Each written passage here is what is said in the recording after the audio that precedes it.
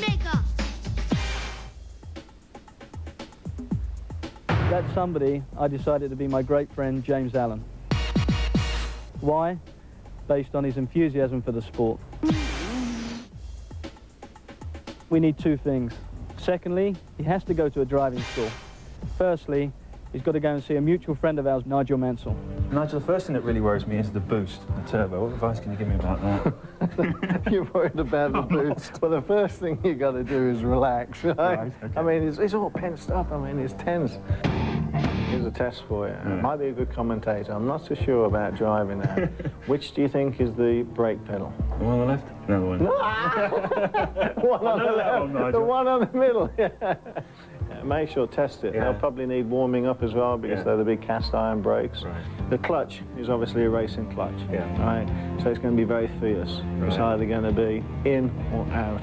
So if you really try to feather it too much, unless you got enough revs on, right, you're going to stall it.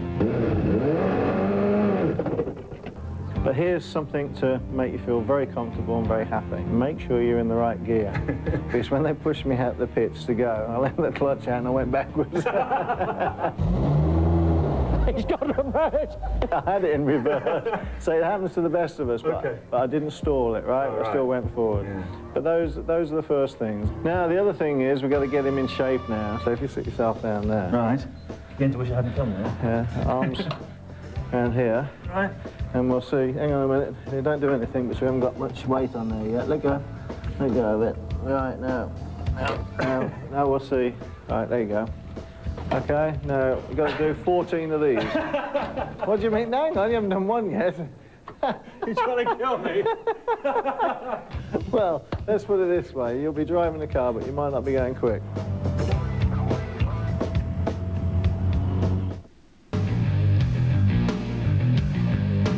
Hey, John. Hi guys, welcome to Silverstone. Hi Mark, John. good to see you. Obviously, somebody who's coming in from the cold, not having any experience whatsoever, needed to go through some sort of course. So great, I get to be driven around a Grand Prix circuit by a former Grand Prix winner. James, you've never been so respectful in all your life. It's my turn now to get back at you. What we're going to do is just go around the circuit, give you an idea of lines, braking, Okay. entry points, Right. gear changing, all that stuff. You're going to have to learn in a very short space of time, and you're going to jump into a very powerful car indeed. You're not trying to scare me here, are you, John? No, but you must learn that, first of all, in my hands are just guiding the wheel. I'm not sort of, doing one of these Tiffany-Dell white knuckle rides. Just let it flow. Come down on a flying lap into Copse Corner. Again, brake in a straight line. When you've checked the speed, you take your gear, turn in and pick up the throttle and let the car just drift out to the very edge of the circuit, back up through the gearbox. We'll swap over, Okay. and if you can just follow basically what I've done on the circuit, All right. we'll see how you get along. Got a teacher-pupil relationship we have, John. I realise that, James. It's been a long time coming, but it's now the moment. Excellent.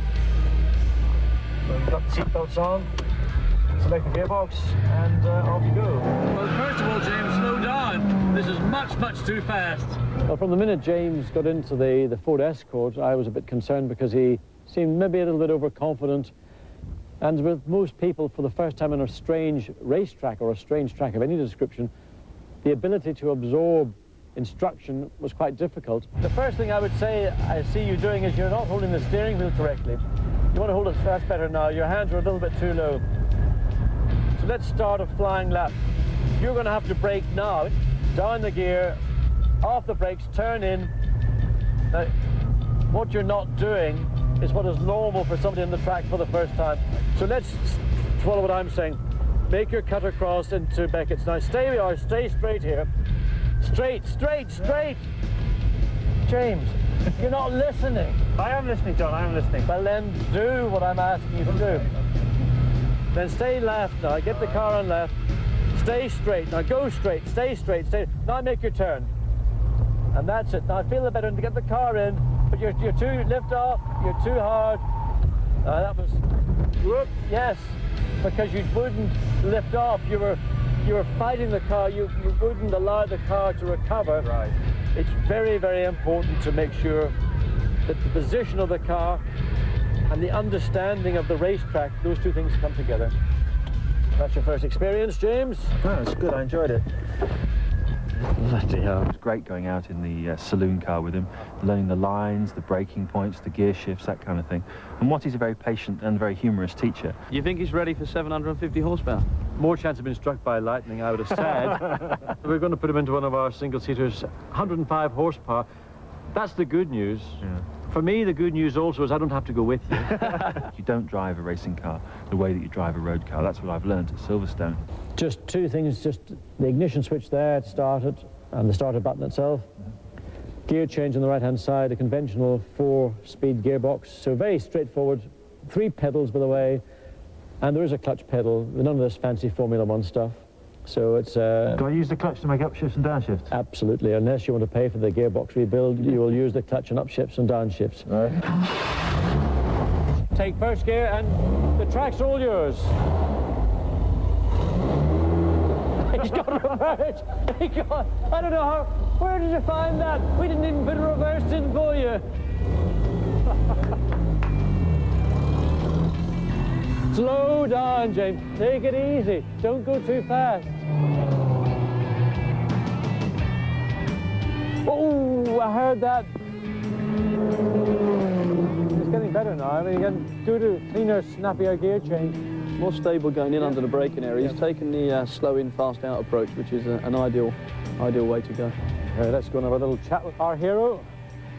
I'm quite confident, in fact, with the very limited running James has had here at Silverstone today, that he is capable of getting into an IndyCar and not do anything stupid. So you think I'm ready, guys? I think you're just about ready. So that's a major level of progress you've made in a very short time. I must admit, I've seen James in the saloon car. I was sceptical. Seeing him in the Formula Ford car completely changed my mind. I now have some confidence that he can go into the IndyCar and drive it and enjoy it. That was good. Okay, brilliant. Well done. Thanks very much. Okay. I appreciate that. Pleasure, not at all. Cheers, Mark, and I'll see you in Miami. All right, James. Brilliant.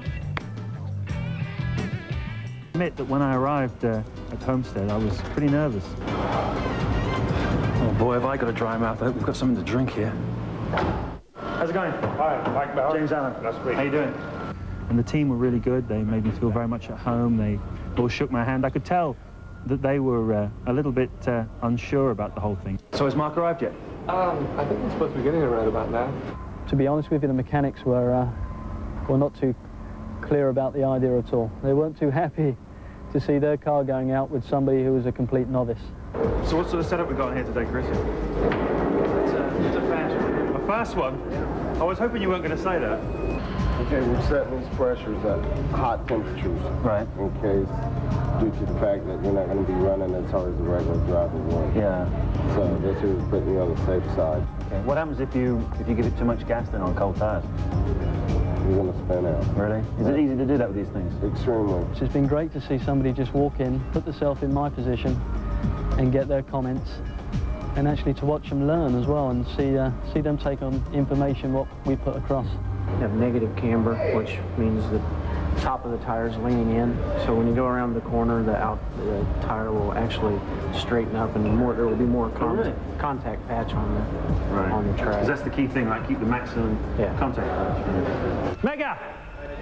How's it going? Oh, you remember to put a shirt on? Of course. Professional. How you feeling? Yeah, good. Bit of jet lag? A little bit, you? Yeah, not too bad. Yeah. This is your benefit day. My benefit day? Yeah. Oh, great, we'll have a collection afterwards. All right. As long as it's not a collection to put the thing back together again because it's in pieces. Yeah, exactly. Or you. You feel like a race driver. Oh, yeah, yeah. All I haven't got is a briefcase full of money. Well, you don't get that till about 10 years down the line, so... There's the shades anyway. So oh, brilliant, that's a start. Cool. Oh, I really feel like a race driver now. Whoa, look at that. Is that Goodyear or Firestone? Shut up. And these are what, 3-layer? 3-layer Nomex. It's got to be 3 layers, is it? Yeah, I mean, as you've seen in IndyCar as well, because we use methanol, when the things go up, you can't see it burning. Right. So you need something there to give you some protection. You're looking more and more like a race car driver. I tell you, I'm feeling less and less like one.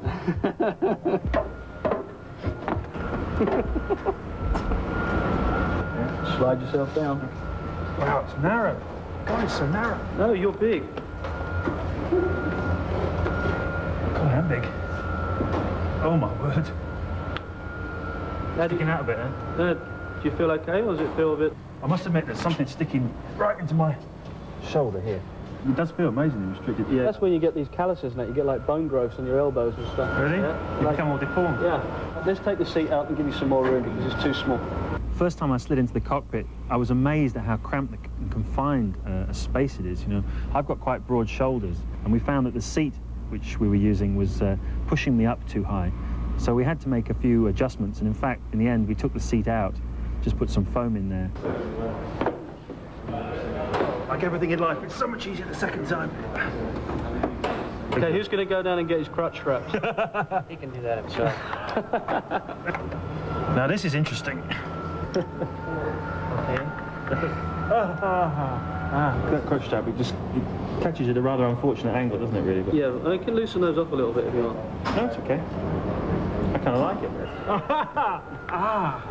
So what's the story here then, Mark? Sequential? Just sequential shifts. So it starts from Yeah. 0 position, neutral, Right. and just pull forward, Pull towards me. towards you. Depress the clutch. Only to use the clutch when you come out of the pit lane or when you come back in. After that, you don't need to worry about the clutch pedal. Right. So as soon as you've used the clutch pedal to pull away, you just put your foot onto that dead pedal and leave it. This will do the rest.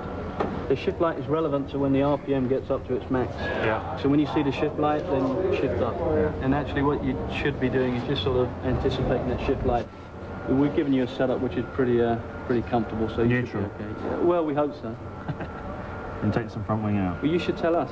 I'm going to, mate. You're the I'm race going car to. driver. Oh, I am, yeah. Give me those shades again.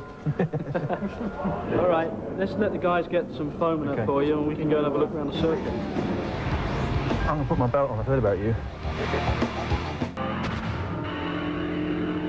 Homestead, there's some walls to hit. Something I was very conscious of the first time that Mark took me around in the car, showing me some of the lines. I mean, the name of the game is just to be smooth. Just Yeah. smooth inputs, Right. and just, you know, just take it easy at first. Yeah. You know where we were at Silverstone, you know Yeah. your basics. Just brake in a straight line to start with and start to downshift smoothly. Yeah. Just be progressive with the throttle pedal, be progressive with braking, input on the steering. We'll just speed it up a little bit now and give you some sort of idea. So down, just smooth, into the apex. You just want to start to bring the car into the middle of the road and just apply the brakes and just turn in. Yeah? Yeah. Let the car flow out. Again, be smooth. Apex point, and then start to squeeze on the power. Just let the car use the road. Use all Make the car do the work. Yeah, don't be scared of it, but keep off the grass. You don't want to be on that. That doesn't have any grip.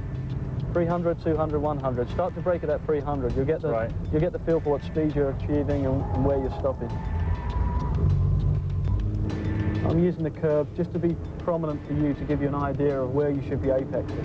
You don't want me to ride the curbs? Keep off of them because there's not really that much grip on them. Yeah. You know, it's not just applying the throttle where you're going to get the car to be upset. It's actually when you come off the throttle pedal as well, you're going to produce that upset feeling. Yeah. Yeah? Starting to feel a bit nervous now. If you get in trouble, this little lane here. Yeah. Pit lane. Exit. Well, I've only ever seen them from the other side of the wall. Your car awaits. This is from this side of the wall. What a beautiful racetrack. Absolutely beautiful. And very fast even in a road car. What's it going to be like in this thing? A few butterflies in the stomach at this point. Obviously, there's a lot of things go through your mind. I mean, no experience whatsoever to get into a car which has got 850 horsepower is really very daunting. You've seen them do it on television a million times before races and everything, but boy, when you're doing it yourself, you don't half feel edgy. Really do. How do you feel? Okay. Yeah? Bit hot. Give you a little mop down Oh, there, thank you very much, Mark. Yeah? Yeah. Hope right. you've got a bigger one of those for later. Stick your hand up.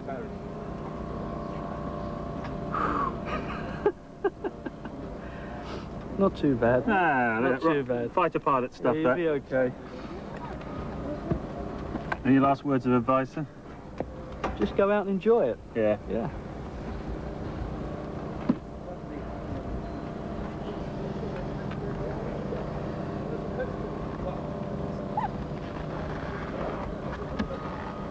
That's it, now you're complete racing driver.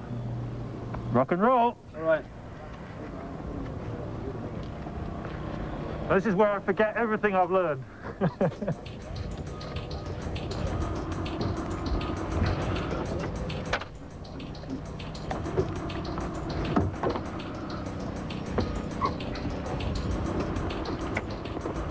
It's a shame they haven't got one of those heartbeat counters on, because I reckon it's pretty high right now. And when you start up, foot off the clutch, yeah? Yeah. Just then use the clutch to pull away, then back on the dead pedal Yeah. until you come back into the pit lane. Okay. Yeah? Yeah. All right. And don't ride it. Don't ride it. Yeah. Otherwise you have to answer to mechanics. Yeah. Pretty frightening looking bunch as well. It's real hot, isn't it? Boy, it's hot. It really is. But you can't see much in these mirrors, can you? You don't need to worry about the mirrors, there's nobody else out there with you. It's hot. Just use the radio and just transmit to see whether we can hear you. 1, 2. 1, 2. Okay, yeah, I can hear you now.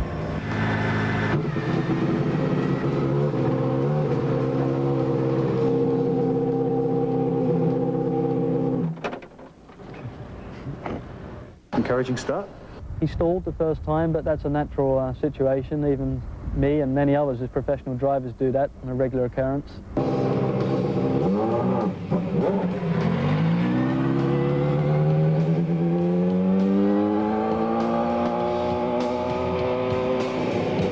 Ready for lunch? Yeah.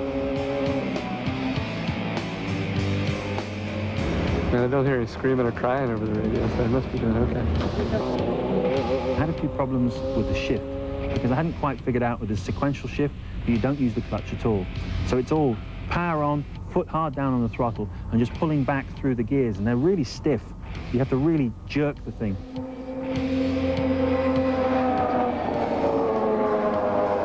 100 mile an hour. No way.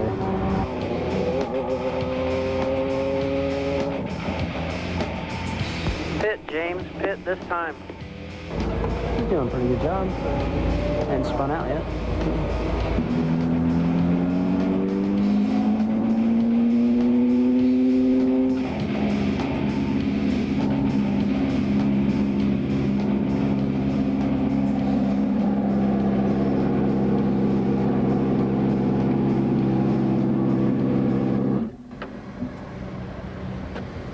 Wow! Wow! I haven't even given it that much welly yet.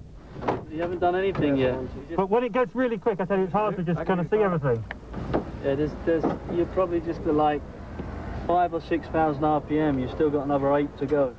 Really? Yeah. You look alright, you look good out there. Yeah? As I told you, you're looking more and more like a race driver.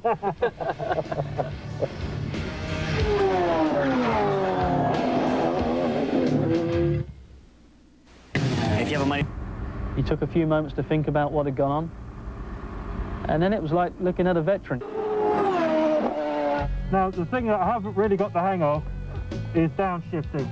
I've no idea where I am when I'm downshifting. And of course, you've got to remember what gear you're in, because if you're in 5th gear and you want to go down to 3rd, you've only got to bang it down 2 times. But if you're in 6th gear and you don't know where you are, you thought you were in 5th, again, you've got all kinds of problems. You go through the corner in the wrong gear, and anything can happen. Now I've figured out all the upshift and downshift situations, I feel much more, I can concentrate on actually driving it.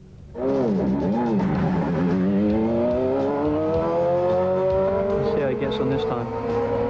Second time I wanted to use all the boost, and I wanted to use all the revs.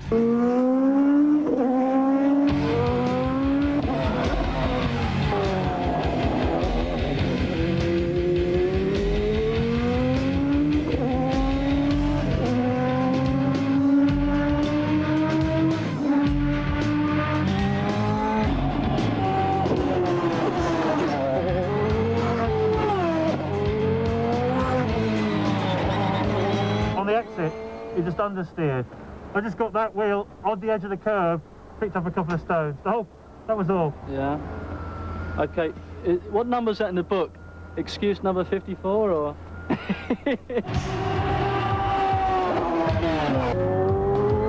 Yeah, he's already got the racing driver's book of excuses. It's true!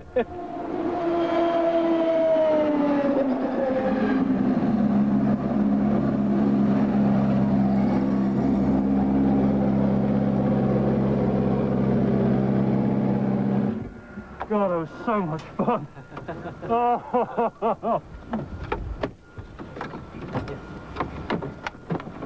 Oh, that was one run too many, you know.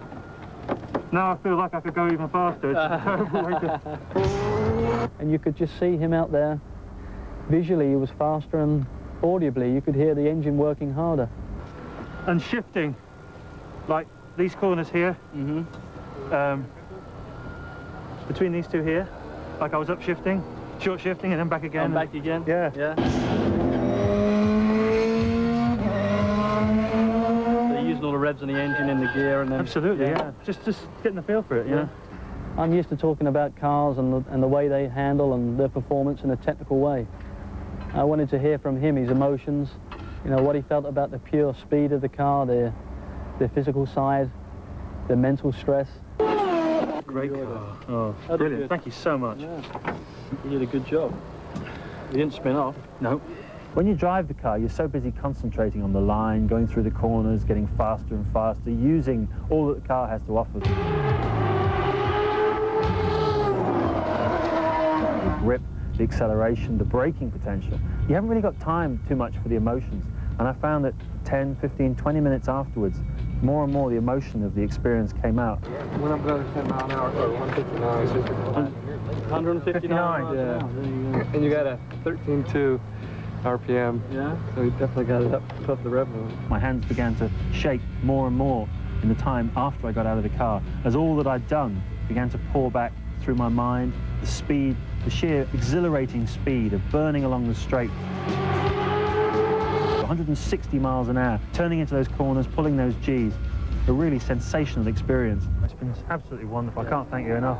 There's so much more respect for what you guys do. I mean, I've just been pootling around. I felt like I was getting up to my limits, and my limits are just nowhere near what yours are. He's shown me that there's an explanation to what I do in a very different way, and he understands a bit more the dangers and the risk. But he also understands the great pleasure what me and all my colleagues around me get in driving a race car every other weekend. Thanks a lot, guys. Yeah. I really enjoyed that. Yep. That was really cool. Glad you had fun. Yeah, Glad you didn't crash. Wonderful. Yeah, I bet you're glad I didn't crash. I think he can walk away with his head held up high and feel proud of what he's achieved. Certainly something which is going to be an experience which is going to stick in his mind for a very long time. You're doing fine. It sounds like I'm delivering a baby.